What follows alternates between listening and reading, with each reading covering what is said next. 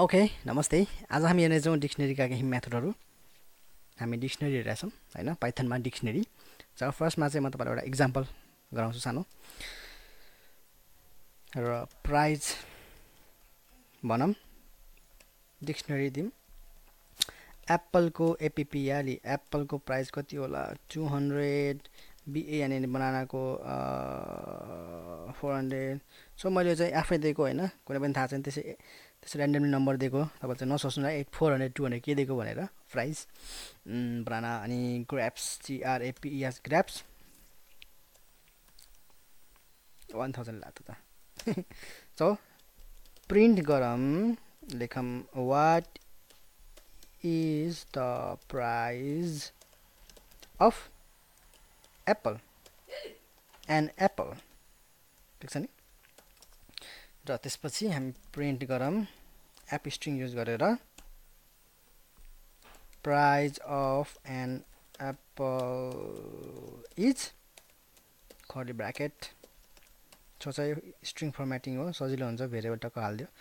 अरु के पनि गर्नु पर्दैन तपाईलाई यदि यो थाहा छैन भनेसी मेरो प्रिभियस भिडियो चाहिँ तपाईले हेर्न सक्नुहुन्छ र कसरी हामीले एक्सेस गर्न सक्छौं प्राइस डिक्सनरीको नाम अनि त्यसपछि लेख्नु पर्छ यहाँ हाम्रो एपीपीआली एप्पल कन्ट्रोल एस गर्नुस् तपाईले फाइलमा गएर सेभ गर्नु म चाहिँ सेभ गरिसकेको छु अघि नै dict.py मा रन गर्नुस् so what is the price of apple an apple 200 ठीक छ क्वेशन मार्क दिन छुटेछु इट्स ओके र अब हेर्नुस् हामी मेथडहरु सो युजर इन्फो पहिला डिक्सनरी गरे हालम युजर इन्फो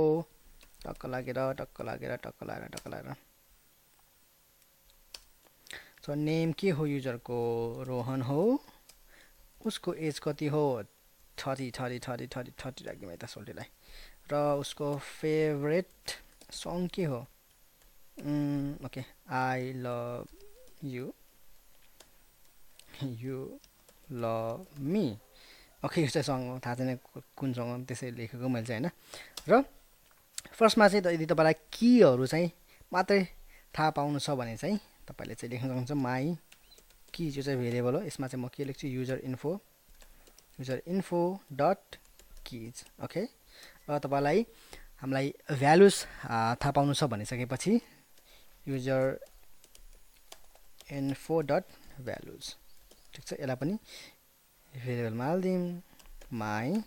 भ्यालुज भनेर ओके र प्रिन्ट गरम प्रिन्ट ओके एफ स्ट्रिङमा म प्रिन्ट गर्न चाहन्छु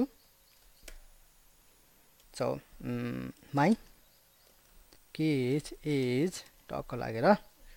माई किजमा चाहिँ के दिम माई हाम्रो भेरिएबलको नाम के छ किज अनि म अर्को लाइनमा प्रिन्ट गर्न चाहन्छु त्यसैले ब्याकस्ल्यास एन युज गर्नुस् अर्को लाइनमा यदि प्रिन्ट गर्न चाहनुहुन्छ भनेपछि चाहनुहुन्न भने इट्स ओके अनि माई भ्यालुज म यस्तो दिन्छु ठीक छ माई भ्यालुज PALU यस ठीक छ कन्ट्रोल एस गरम रन गरम okay my keys is dict keys name is favourite song my values यो ठीक छ अर्को लाइनमा प्रिन्ट पनि भएको छ र यो भयो हाम्रो किज र भ्यालुज मेथड यसलाई म कमेन्ट गरिदिन्छु यसलाई चाहिँ म डिलिटै गरिदिन्छु अर्को मेथड रहेको छ एड गर्ने चाहिँ तपाईलाई मैले भनिसकेको छु त्यही पनि एकचोटी म देखाइदिहाल्छु युजर इन्फो कसरी एड गर्ने डिक्सनरीमा ल के एड गर्ने माई कन्ट्री ओके कन्ट्रीको नाम के हो तिमी कुन कन्ट्रीबाट हौ भनेपछि टक्क लगाएर मेरो नेपाल भनेर हैन यदि हामीले प्रिन्ट गर्यौं भने user info control S run गरम ठीक छ नेपाल कन्ट्री की भ्यालु एड भयो डिक्सनरीमा र अर्को रहेको छ तपाईको अर्को रहेको छ यसलाई एड त गर्नुभयो कसरी गर्ने सो डिलिट कीवर्ड भन्ने रहेको छ डिलिट गरेर युजर इन्फो हाम्रो डिक्सनरीको नाम के हो हामीले केलाई डिलिट गर्न चाहन्छौँ मलाई नाम मन परेर यो मान्छेको भनेपछि र अब हामीले प्रिन्ट गरम युजर इन्फो कन्ट्रोल एस गरम रन गरम सो नेम गरे अर्को मेथड रहेको छ हामीले पप पनि युज गर्न सक्छौं पप मेथड हामीले लिस्टमा पनि युज गरेका थियौं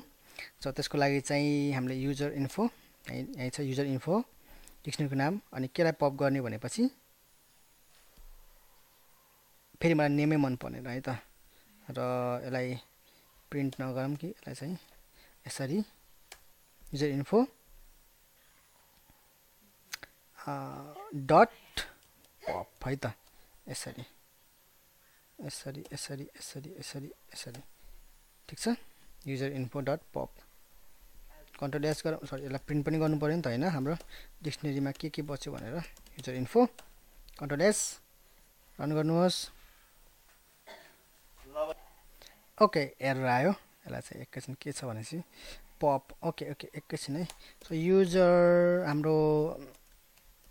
info dot pop pop pop pop pop यसरी चाहिँ युज गर्न सक्नुहुन्छ तपाईले यसरी चाहिँ युज गर्ने अनि पपमा चाहिँ केलाई डिलिट गर्न चाहनुहुन्छ भने त्यहाँ लेख्नु पर्ने हुन्छ तपाईले so name print user info control S र नेम गायब सो अर्को रहेको छ हाम्रोसँग पप पनि भयो हल्का माथि राखिदिन्छु पप्ड आइटम भनेको छ एउटा user info dot pop item यसले चाहिँ हामीले चाहिँ दिनु पर्दैन हैन के कुन आइटमलाई चाहिँ डिलिट गर्ने भनेर यसले चाहिँ आफैले चाहिँ र्यान्डमली डिलिट गर्छ र त्यो डिलिट भएको डिलिटेड आइटमलाई हामी एउटा भेरिएबलमा चाहिँ राखेर हामी हेर्न पनि सक्छौं कुन डिलिट भयो भने प्रिन्ट सो फेरि एफ स्ट्रिङमा म लेख्दिन्छु deleted item is deleted भइछ इट्स ओके के छैन deleted item ओके ल control S done okay deleted item is त्यो फेभरेट सँग रहेछ यति बच्यो सो यसरी हामीले पप र पप आइटम पनि युज गर्न सक्छौं ओके त्यसमा यसलाई डिलिट गरिदिन्छु अर्को छ इन कीवर्ड भन्ने सो इन कीवर्ड चाहिँ अब जस्तै कि इफ हाम्रो नेम इन युजर इन्फोमा छ कि नै भनेर चेक गर्नलाई सो इफ एल्स कन्डिसन हो यो हामीले पढेका छैनौं म अर्को भिडियोमा चाहिँ अब म तपाईलाई पढाउने छु सो धेरै चिन्ता नलिनु होला इफ डट प्रिन्ट यदि यो भनेको इफ नेम भन्ने की चाहिँ युजर इन्फोमा छ कि नै भनेर छ यदि इफ नेम छ भने yes it is present भनौं छैन भने else के प्रिन्ट गर्नु पर्यो हामीले no it is not present okay control S run गरौँ yes it is present किनभने छ नि त हैन र यदि हामीले नेम्स गर्यौं भने no it is not present so यसरी चाहिँ हामी इन कीवर्ड पनि युज गर्न सक्छौं र इफ एल्स र फोर लुपहरु पढाउने बाँकी छ र यदि मैले त्यो पढाइसकेपछि फेरि हामी के गर्नेछौं प्र्याक्टिस गर्नेछौं डिक्सनरी लिस्ट के छ हैन फोर लुप अनि in keyword if else use गरेर हामी प्र्याक्टिस पनि गर्नेछौं है त ओके यसलाई म डिलिट गरिदिन्छु अर्को छ लास्ट मेथड क्लियर भन्ने युजर info dot clear